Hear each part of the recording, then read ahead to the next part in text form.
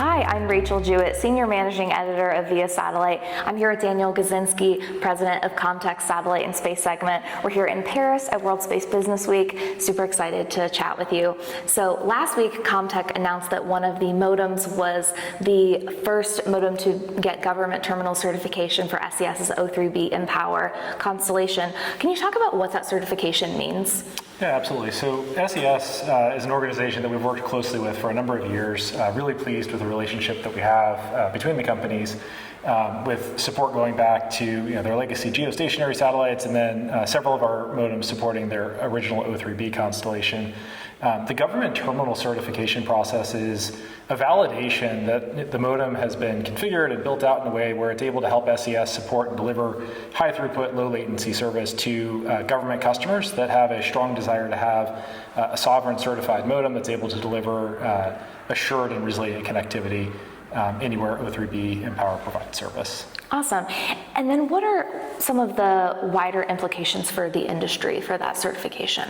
Well, I think there's a few things that we're excited about. So the 5650, which is the modem that went through that certification process, has been around for a number of years at this point, and we've continued to keep pace, leveraging the software-defined architecture to launch new waveforms, whether commercial waveforms like the DVB-S2X standards, government standards like the EBEM waveform, or even supporting up-and-coming non-geostationary constellations, including mPOWER.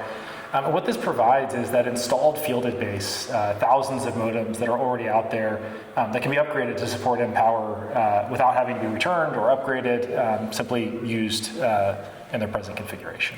So this is a pretty significant milestone for Comtech. I think it's meaningful, and really I like to look at this from the view of our customers. It provides, in particular for military customers that have a lot of difficulty taking a piece of equipment out of the field, the ability to upgrade and get access to a very high performance non-geostationary constellation without interrupting their ability to continue fielding equipment. Absolutely. And then we're here in Paris for World Space Business Week. It's a great show. What trends are you watching for this week, and what are you following?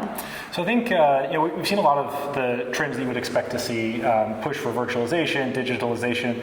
I think one of the areas that I've seen as a major takeaway from the show, it's exciting how much progress has been made. We've moved from talking about kind of the technological possibility towards the real business case and how do we get some of these things fielded. I always love where the rubber meets the road and we actually start to see some of this equipment out in the real world. Yeah, absolutely.